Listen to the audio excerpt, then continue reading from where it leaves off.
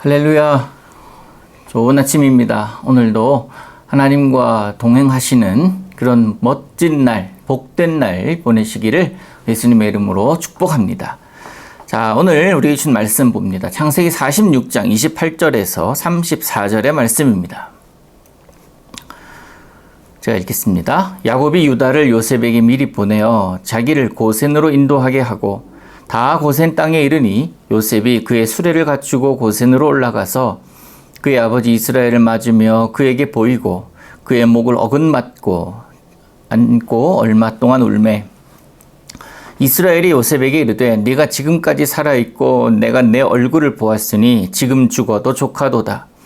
요셉이 그의 형들과 아버지의 가족에게 이르되 내가 올라가서 바로에게 아뢰어 이르기를 가나안 땅에 있던 내 형들과 내 아버지의 가족이 내게로 왔는데 그들은 목자들이라 목축하는 사람들이므로 그들의 양과 소와 모든 소유를 이끌고 왔나이다 하리니 바로가 당신들을 불러서 너희의 직업이 무엇이냐 묻거든 당신들은 이르기를 주의 종들은 어렸을 때부터 지금까지 목축하는 자들이온데 우리와 우리 선조가 다 그러하니이다 하소서. 애굽 사람은 다 목축을 가증히 여기나니 당신들이 고센 땅에 살게 되리이다. 아멘. 오랫동안 헤어져 있던 이 가족의 만남은 눈물을 만들어냅니다. 감동하게 되죠.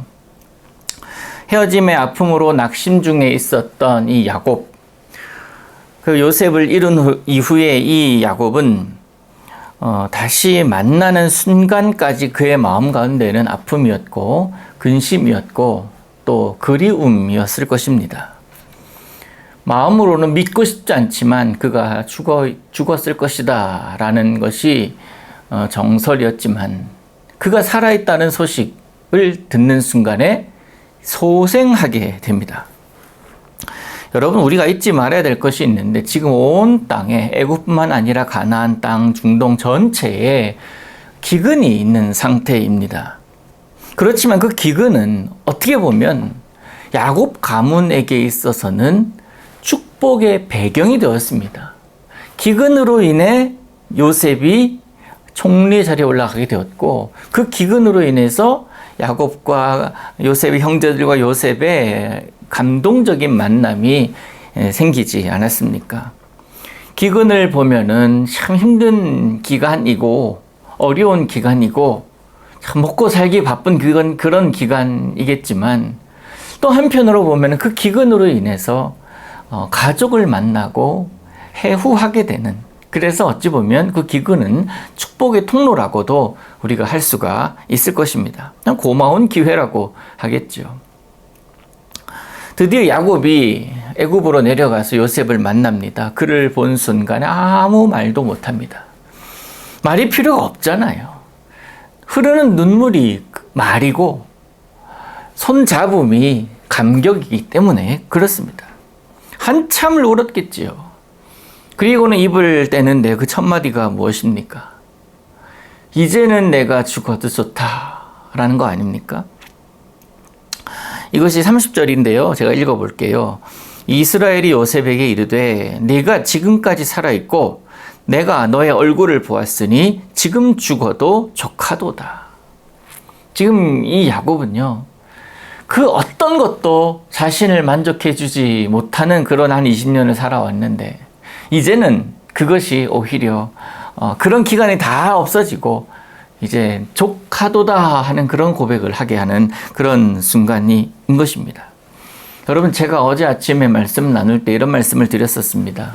여러분은 어떤 소식을 들으면 기분이 좋고 어떤 소식을 들으면 소생할 것 같습니까? 라는 질문이었죠. 그 질문의 전제는 내가 이 소식 들으면 기분 좋아. 이것 내가 취하면 너무너무 행복해. 라는 그런 일시적인 거 말고요. 일시적인 기분 좋아짐 소생하게 되는 거 말고 어떠한 소식이 여러분에게 갔을 때 여러분의 이어깨 쳐져 있던 것이 일어나게 되고 내 마음에 움츠려져 있던 것이 회복이 되느냐라는 것입니다. 나에게 진정한 만족, 일시적인 것 말고 진정한 만족과 기쁨을 주는 소식은 요셉에게 있어서는 그런 것이었을 거예요. 간절히 고대하고 바라던, 혹시나 하는 마음에 살던 그 모습을 혹시나 해서 역시나로 바뀌어지는 그런 소식이 아니었겠습니까? 야곱 입장에서 요셉이 살아있을 것이라고 생각하지 못했지만, 그러나 마음으로는 놓지를 못하고 있는 거예요. 그리움 때문에 그를 내려놓지 못하고 있는 거예요. 그런데 뜻하지도 않았던 소식, 요셉이 살아있다는 소식을 들은 것이고, 그 요셉의 얼굴을 만지고 지금 그 목소리를 듣고 있는 것입니다. 비었던 마음, 공허한 마음, 상실된 마음이 채워지고 회복이 되었습니다. 그러니 야곱의 이제 입에서 이제는 죽어도 좋다라는 말이 나오지 않았겠습니까? 그런데요, 31절 이후에 보면 분위기가 좀 많이 바뀌어요. 근데 이게 굉장히 중요한 분위기 전환이에요. 어쩌면 요셉이 하나님의 자신과 그 가문, 나아가 이스라엘 민족에 대한 비전을 정확하게 알고 있는 것처럼 말하는 모습이 나오는데요. 요셉은 단순히 감정에 얽매여 있지 않습니다. 물론 그도 사람이기 때문에 아버지를 만나고 형제를 만나면서 얼마나 감격했겠습니까? 감정이 북받쳐 올라서 며칠 전에는 다 나가라 하면서 펑펑 울었잖아요. 사람이기 때문에 그랬지만 요셉은 감정에만 빠져 있지 않더라는 거예요. 지금 그들이 있는 곳이 어디입니까? 애굽이에요. 명확하게 알았습니다. 그 애굽은 바로의 통치권 안에 있는 곳입니다.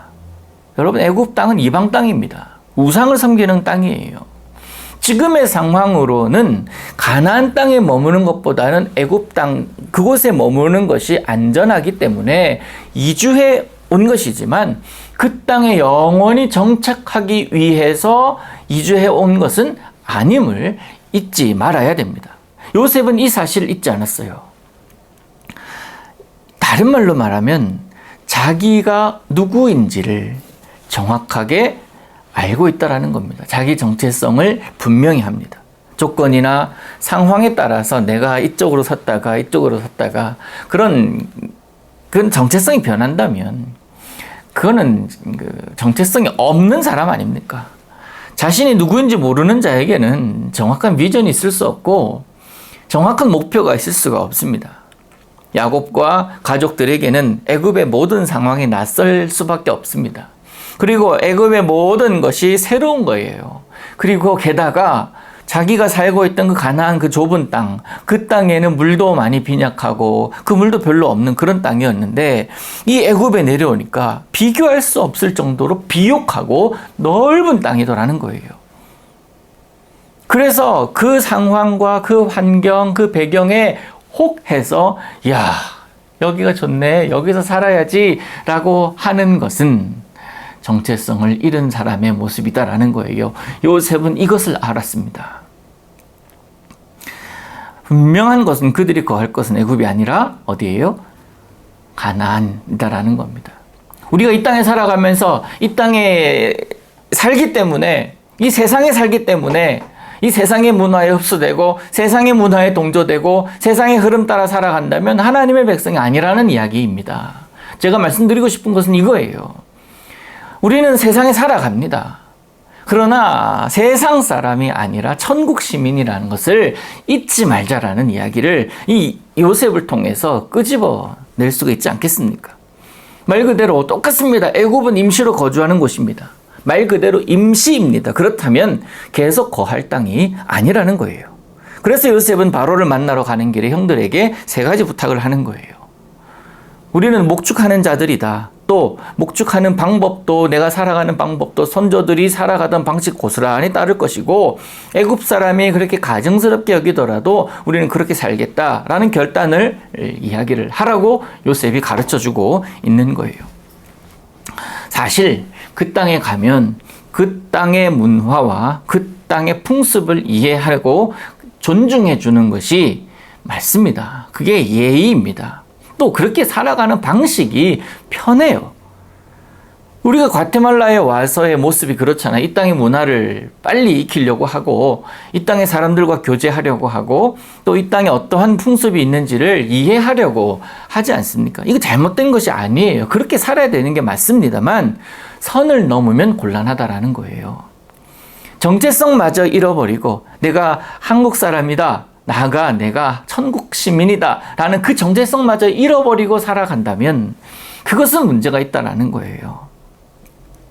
지금 가나안에서 애굽으로 내려온 70명, 이들은 다시 가나안 땅으로 돌아가야 될 하나님의 백성들입니다. 구별된 삶을 살아야 될 이유가 거기에 있는 거예요. 그리스도인으로서 오늘을 살아갈 때 그렇습니다. 우리 모습 가운데 보여야 될 중요한 것이 있습니다. 세상 속에 살아가지만 그리스도인이라는 정체성이에요. 물에 물 탄 듯, 술에 술 탄 듯 이런 말이 있잖아요. 전혀 비그리스도인과 다를 바 없이 살아간다면, 그렇게 말하고 행동한다면 주님 물으실 수 있어요. 도대체 너 누구냐? 아무리 주여 주여 한다 하더라도, 내 이름으로 권능을 베풀고 내 이름 기적을 베푼다 하더라도 나는 너를 도무지 모르겠다. 경고하셨습니다. 주님의 그런 질문이 필요 없는 삶, 몸으로 보이고 입술로 예수님의 향기를 나타내는 삶을 오늘 살아가시기를 축복합니다. 여러분은 하나님의 축복 아래에 거하는 자들입니다. 주님의 날개의 그늘 아래에서 안식하는 자들 아닙니까? 주님 아닌 그 다른 어떤 것에 유혹되거나 마음을 두지 않으시기를 원합니다. 그래서 I'm Christian, 나는 그리스도인입니다 라는 그 한 문장을 오늘도 마음에 새기고 오늘 살아가시면서 믿음으로 승리하며 사시기를 우리 예수님의 이름으로 축복합니다. 기도합니다. 하나님 아버지, 오늘도 주님께 맡깁니다. 오늘 그리스도인으로 살게 하시고 내 감정과 내 생각과 상황에 내가 많은 마음을 쏟는 것이 아니라 주님께 내 마음을 쏟고 주님께서 원하시는 곳에 내 마음을 두는 오늘을 살게 하옵소서. 그리스도인으로 살게 하옵소서. 예수님의 이름으로 기도하옵나이다. 아멘.